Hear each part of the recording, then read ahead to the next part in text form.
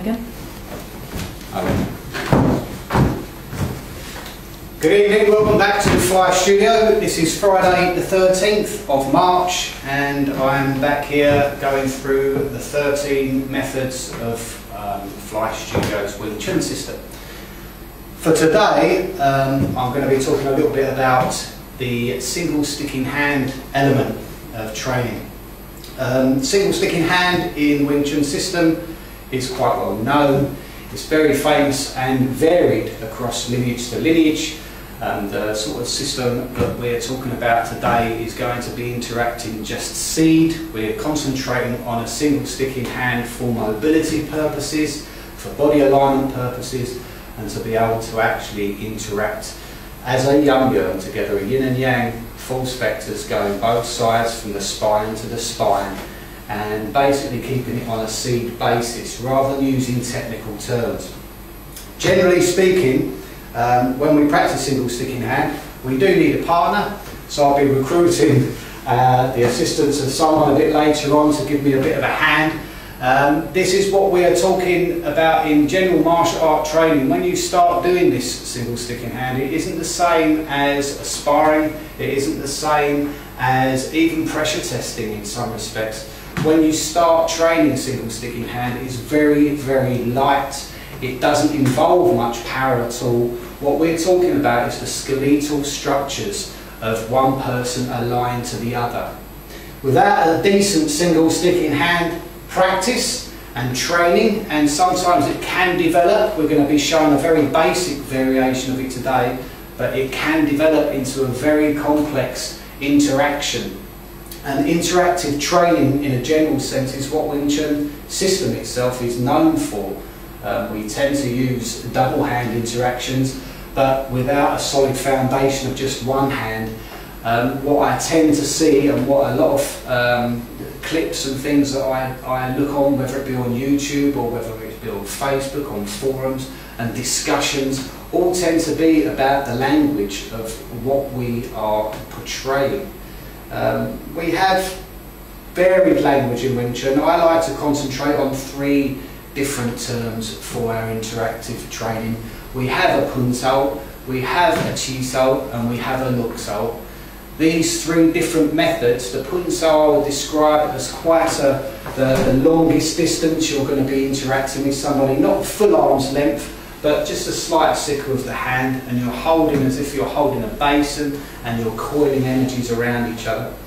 The Chisau I describe as it's actually palm contact. Chisau itself, when we're doing a single sticking hand, which is termed as Dan Chisau, you're not just connected with the palm. The exercise is actually moving in and outside of the Luk Sao and the Pun Sao and the Chisau throughout the three seed rotation. Although it's very basic, once one person starts to initiate their palm work into a Chisau, it starts to become a little bit more competitive. But you're competing for lines using the seed. You're not competing to start using a technique against each other, whether it be a Tanda method or whether it be a Quan Sao, or whether you're going to fire your fist working on someone's nose. These things are now gone beyond what I would call a basic interaction. They've gone into sub-level sparring, light sparring, heavy sparring. They've actually gone into what the Wing Chun system we call a Go Sao method. If you're showing somebody a technique and you're using a platform of what we commonly call Chisau platform to show a technique or to show a method of operating something that you may have learned in a form, that too I don't tend to term as Chisau. I would give that another terminology we call San Sao, or a loose hand. It's not something that I like doing a lot. It's something that I think people should be free and able to discover for themselves. But it all starts basically from a single sticking hand exercise. Now, if we are to do these exercises, generally speaking, we stand square on in the Ip Man system. We square the shoulders up to each other, and one person is going to be rotating a Bong Sao seed and a Tan Sao seed, and then a Fuk Sao, what we normally call a Da. A lot of people use a germ. It's fine to use a germ. I tend to prefer a Bong Sao, a Tan Sao, and a fist for the Da. Now this is still bong, pan and foot. It's bong, pan and foot. The lines of the bong and the pan don't stay in the centre and squeeze all the shoulders together. The lines actually come onto the straight line of the shoulder into the centre line. So a bong sao to a tan sao to a foot sao. The person on the other side will be rotating onto the bong sao with a back fist. Now this is where we go into Li Xing's system. Li Xing himself was famous for his chapter and his guaku, which is the threading palm methods of his salutation and the back fist. So we always start our interaction and our chisau with a back fist. We tend to bridge that gap with the back fist and land it onto somebody's bong sao. If I'm doing the guaku on the top or the back fist, it's a tan sao. So I'm going from a tan to a foot to a bong. And commonly this will be a fist, a kao sao and a jam sao. Now these are still revolutions of the seed. I'm still going from tan to foot to bong. I don't jump out and keep the elbow squeezed in because you will be pressured over and you can actually penetrate straight across into the centre line. You jump out and the elbow will be slightly out as if you are pressing. Okay? The tansou or the guakun on the top is actually foreseeing and looking at where your lines are. They tend to align on the shoulders when you're standing square on, and then we will go into what that means once I start to move. And this is where we come into another world of our own. Okay, I don't tend to see many people that do single sticking hands and move. They're always rooted in a Kim Yong Ma, and it's paired along with your Sulum Tao. So I don't see many people that move with their Sulum Tao either, but it isn't to say that that is not trained in many marching methods up and down halls, more military-like training, albeit to tend to what you see people practice and share clips of. But this is what I think is a big gap within the Wing Chun system. So, without going any further into talk about what the bong sao does and the tan sao does and the foot sao does, if I ask a friend and assistant to come in that's gradually been learning a little bit about the way we train here, and we're going to be just going into a guakun or back fist on one hand, and I'll just put a bong sao up and we're standing square on first. And the distance that we're standing here is non-threatening. There isn't a chance to be contacted. I can't just start punching and reach the face. And we can't just start punching and reach the face. There's a distance thing happening unless you start shifting the body. So we're square on. So when this comes on the back fist on the top and I'll turn the bong sao, then I'm turning the pan sao while we've got a foot sao happening, and then I'm da while this slight bong sao with the jump sao is happening. Okay? And then this goes again to a back fist while I'm turning the bong sao and the tan sao and the da and the bong sao and the tan sao and the da. And it's quite a light exercise that we can start building up. Now I'm building lines because I'm holding lines here on this side. I'm not going directly for the centre with every seed. With the foot sao, yes. But the bong sao, pan sao is holding a straight line on the side because it's an exercise. What I'm trying to gather here is the momentum and speed of my seed. Bong, pan, foot, bong, pan, foot, bong, pan, foot.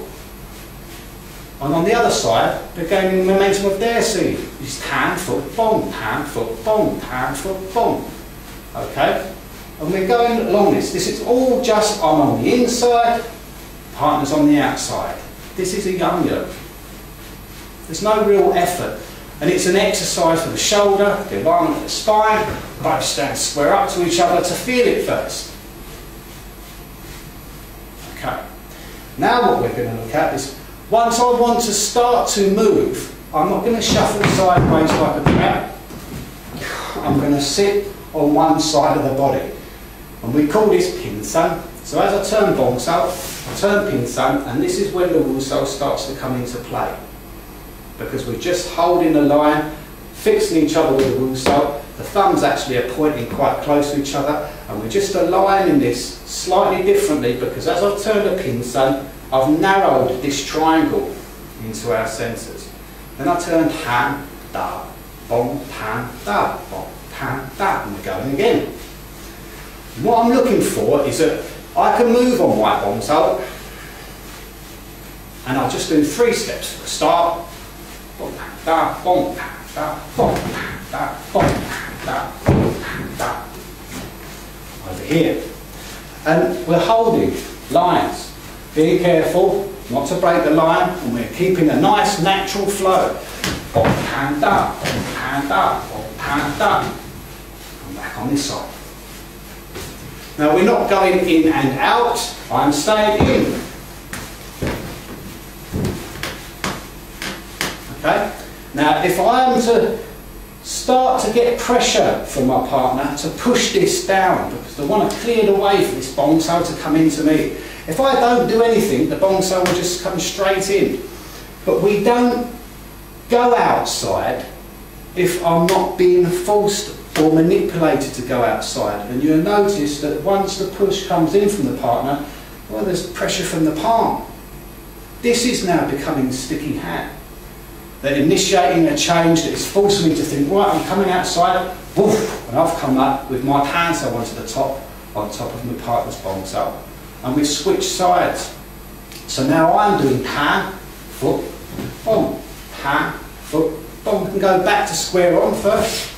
Just to therapy that, and then turn, inside, so I'll come up. And I can continue moving because this is what we call a snake and crane actually. If I'm moving, I tend to be the crane, and the snake is keeping that angle. And just a slight move can throw angles off, but we're still maintaining that pin, same line. Now I initiate a change, and now we're back to the beginning again. And you notice how I'm quite relaxed. I'm still talking while I'm doing all of this, yeah? And we're still quite relaxed. It's a flexible bridge between each other. And accurate, because if I start going off, the fist can come in, the palm can come in. If we're starting to do anything with the hand, you're either going to follow the hand around all the time, or you'll end up just coming in with a fist work. The idea of the interaction itself is that that seed is just being practiced. The moment anyone goes outside of that line, like here, there's a line that comes off, it goes straight through. But we're under no threat. We're still in that control distance. So it helps you gain confidence. It helps you build your seed before you start putting the other hand in. Turn me, son. And we go. Okay? Hit that. Hit that. Changing rhythms. Whoa. Changing rhythms. See it? And then we match. Very basic. Okay? Thank you very much for your help. Alright. Now, what we finish with here is there is not much really to consider of a genuine, basic interaction. It's not much effort. It doesn't take all day to learn, but you can progress these interactions on. Okay? The difference between rotating inside, rotating outside, and then going into double hands and things like this, we'll talk about in later methods. I don't really want to go into double sticking hand at this stage, because the progression I'm looking for here is you're learning a salutation. You're picking up the little signatures of Li Sing. Then you're going to be looking into the fist work and drilling on the bags and preparing yourself. And then you're going to be talking about the refining movements within a single sticking hand. Next time, I think I'm going on to Silden Tao, which will be looking at the form itself, how I break it down, and how I actually train individual sets within that Silden Tao.